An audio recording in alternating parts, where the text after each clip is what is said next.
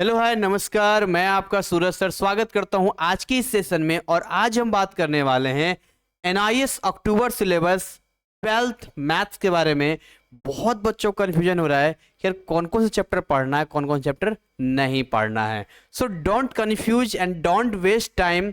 Strategy आप बनाइए, बस इतना ही पढ़ना है। तो कितना पढ़ना है, कैसे पढ़ना है, किस चैप्टर को पहले पढ़ना है, किस चैप्टर को बाद में पढ़ना है, कौन सा चैप्टर इंपॉर्टेंट है, कौन सा चैप्टर हार्ड है, कौन सा इजी है, कौन सा एवरेज है, ये सारी चीजें ना हम यहां पर आपको बताने वाले हैं। राइट एंड मोस्ट इंपॉर्टेंट, अगर आपने अभी तक हमारे चैनल को सब्सक्राइब नहीं किया है तो फिर क्या बोले, कुछ नहीं बोलना है मुझे। इतना इंपॉर्टेंट चैनल जहां आपको एक एक अपडेट मिलता है, जहां आपको एनआईएस अपडेट के अलावा पढ़ाई से रिलेटेड वीडियो मिलता है, अभी तक सब्सक्राइब नहीं किया है तो I am no word to say. Description में जाएंगे, हमने free Telegram and WhatsApp channel का लिंक दिया है, उसको ज्वाइन करके वहां से आप मैथ्स का फॉर्मूला सेट डाउनलोड कर लेना, वो बहुत बेस्ट होगा आपके लिए। इसके अलावा मैथ्स का कुछ डेमो क्लासेस हमने अपने डिस्क्रिप्शन में दिया, जिसको जरूर देखना।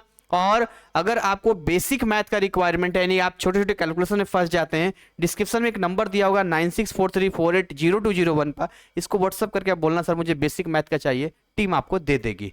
चलिए स्टार्ट करते हैं और आपको बताते हैं मैथमेटिक्स के बारे में। जी सबसे पहले ना अपने सिलेबस पे आते हैं। अब मेरा ऑफलाइन बैच तो मैंने बंद कर दिया है, मैं एनआईएस में इतना बिजी हो गया, क्या बताऊं मैं, अभी बंद ही हो गया।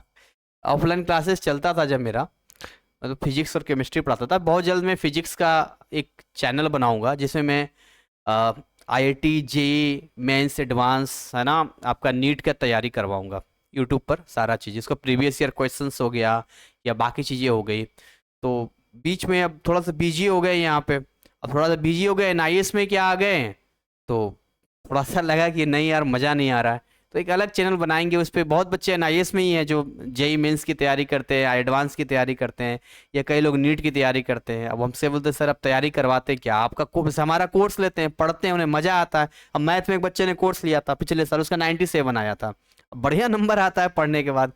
तो अब उसका क्या कुछ है, मैं फिजिक्स का ढंग से करवाऊंगा, मजा आएगा पढ़ के एकदम से। केमिस्ट्री वगैरह भी करेंगे जो हमारा पोर्शन है। खैर नहीं भाई, यहाँ पर आते हैं। यहाँ पर देखिए, अगर हम मैथमेटिक्स की बात करते हैं, या मैंने यार क्या खोल दिया, गलत खोल दिया, गलत गलत गलत गलत गलत गलत, बैक हो जाओ, बैक हो जाओ। 311, ये देखिए, ये बेसिकली आपका पीडीएफ है। और इसमें देखिए टोटल हम चैप्टर की बात करते हैं, टोटल आपके चैप्टर से 38, पर 38 आपको पढ़ना नहीं है, बी रिलैक्स।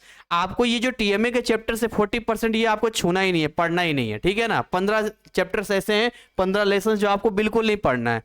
ये आप आते हैं पब्लिक एग्जामिनेशन पे जो केवल 60% है, इसके अंदर 23 लेसन है, ये आपको पढ़ना होगा। मैथ का सिलेबस बहुत बड़ा है और मुझे इसको बनाने में भी बहुत टाइम लगा, 3 बैचेज में जाके पूरा हुआ, अलग से रिकॉर्ड किया वीडियो, तब जाके लगभग 100 घंटे से, मुझे लगता है 150 घंटे के आसपास हुआ। 100 घंटे से ऊपर का लेक्चर है मेरे पास में, जो हमारे ऐप में अवेलेबल है। और उसका प्राइसिंग हमारा एक था कि 1800-1900 रुपये रखना है, लेकिन क्या था कि अभी थोड़ा हमने फिजिक्स केमिस्ट्री के उसी में डाल दिया, अब थोड़ा उसको बढ़ाएंगे हम लोग। तो 1250 ही फिलहाल आज की डेट पे, जिसको चाहे तो कोई परचेज कर सकता है, हमारे ऐप का लिंक डिस्क्रिप्शन में है।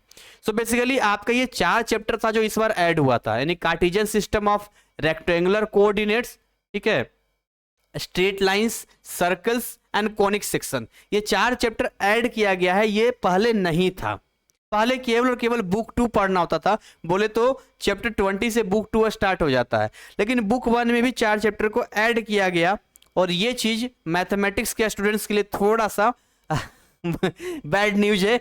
ये आप पहले एग्जाम देते थे 4 चैप्टर नहीं देना होता, लेकिन अब देना पड़ेगा। तो देखिए ये 4 चैप्टर तो आपको पढ़ना ही पढ़ना है, 13, 14, 15, 16, ये एवरेज चैप्टर्स हैं, ये बहुत हार्ड नहीं है और इसमें बहुत स्कोर किया जा सकता है, और इजी चैप्टर, कोई हार्ड नहीं है, मतलब आप पढ़ेंगे तो मजा आएगा आपको। इसके अलावा हम बात करते हैं चैप्टर 20 मैट्रिसेस की बात करते हैं, डिटर्मिनेंट्स की बात करते हैं, inverse of A matrix and it's applications की बात करते हैं। तो जी जो चैप्टर 20 है, 21 है और 22 है, ये जो 3 चैप्टर की मैं बात कर रहा हूं, ये तीनों ही चैप्टर मतलब इजी है, बहुत बढ़िया स्कोर कर पाएंगे। इसके अलावा रिलेशन, फंक्शन, सब इजी चैप्टर, आराम से पढ़ो, फंक्शंस ये वो। असली खेल तो यहां से शुरू होता है।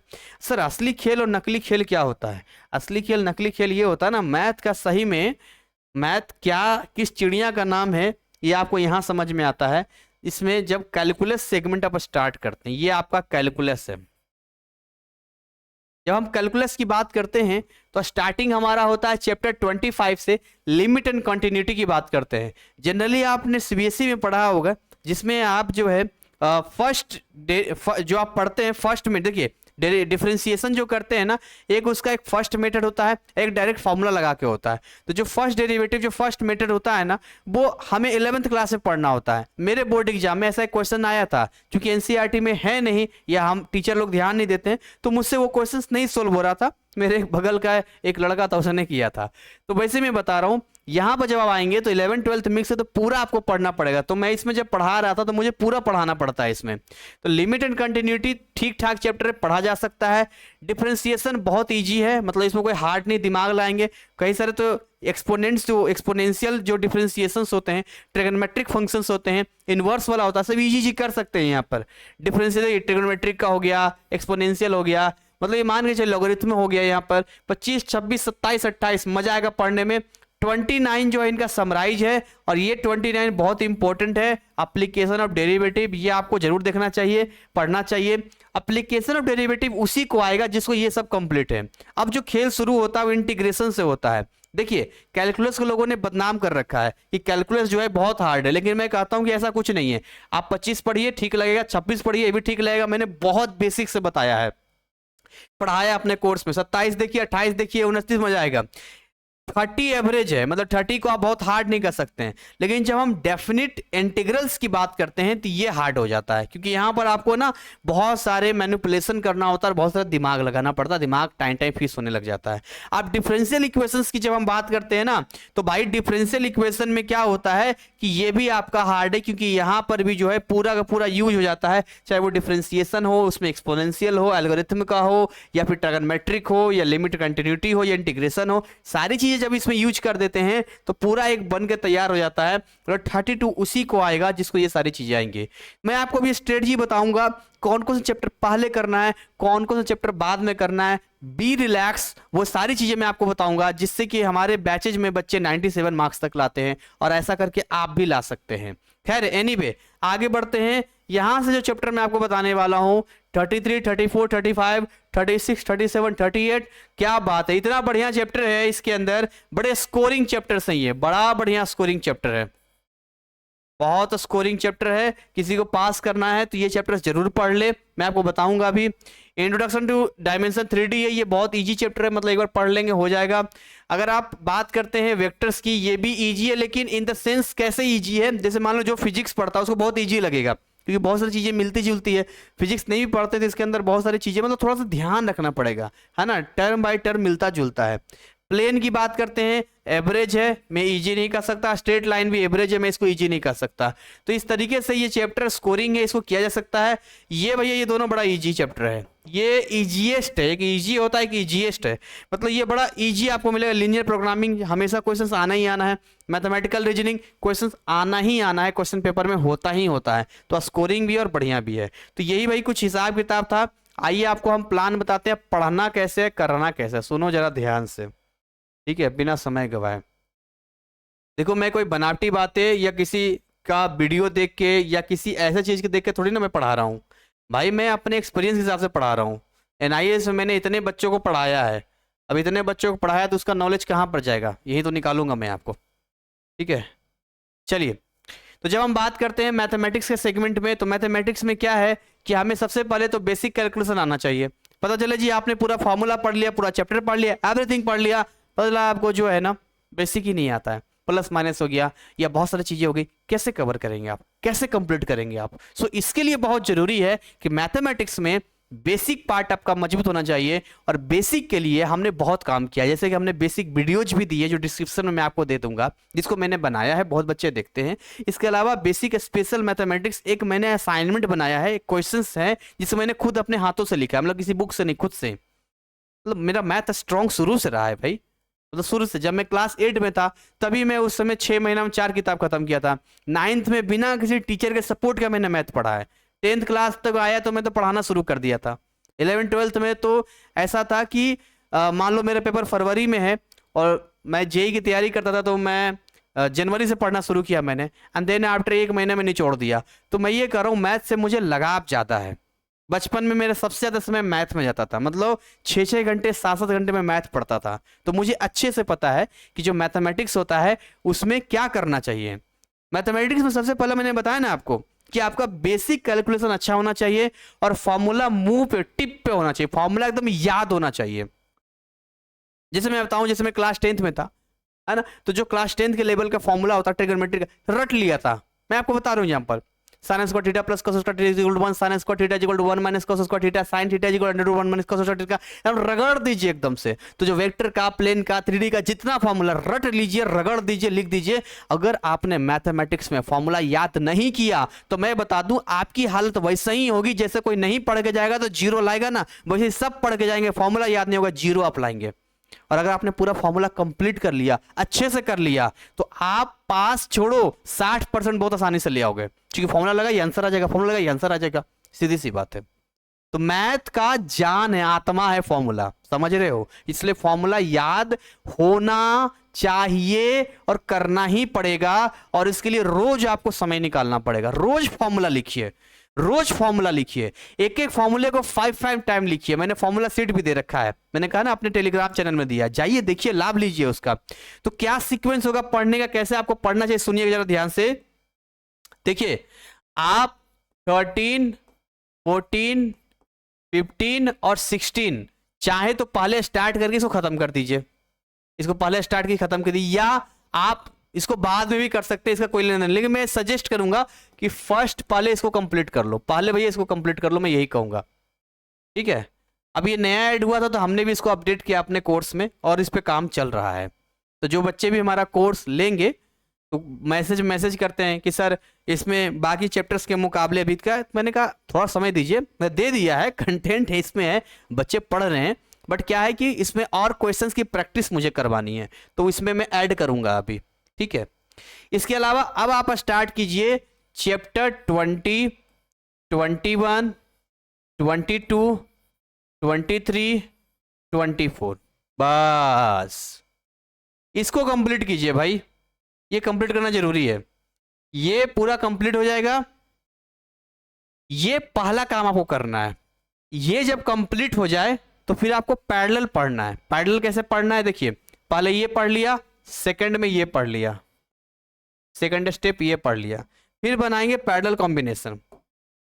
पैरेलल कॉम्बिनेशन का मतलब है कि हम क्या करेंगे ना, कि एक तरफ रखेंगे कैलकुलस को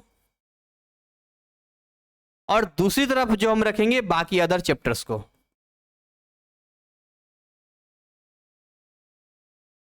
अब देखिए, कैलकुलस में आप जानते हैं कौन है, 25, 26, 27, 28, 29, 30, 31, 32, ठीक है। तो जैसे मैंने कहा कि 31 और 32 को अगर आप बाद में पढ़ेंगे या छोड़ भी देंगे तो कोई खास फर्क नहीं पड़ेगा। मेरा सिंपल फंडा है, एक या दो चैप्टर के लिए मारा मारी करके पूरा सिलेबस खराब कर ले, कहाँ तक सही है? नहीं आ रहा, नहीं आ रहा है, जान थोड़ी दे देंगे, छोड़ देंगे, लेकिन लास्ट तक प्रयास जरूर करेंगे। मैं उन बच्चों को बोल रहा हूँ जिनके पास 1 महीना टाइम ही नहीं है, अब बाद में वीडियो देखने, बट जिनके पास पूरा समय, कोशिश कीजिए, फिर भी लगता है कि हो ही नहीं रहा है तो छोड़ो नहीं यार, आगे बढ़ो, क्यों दिमाग खराब कर रहे हो? पर ये तो कर लो कम से कम।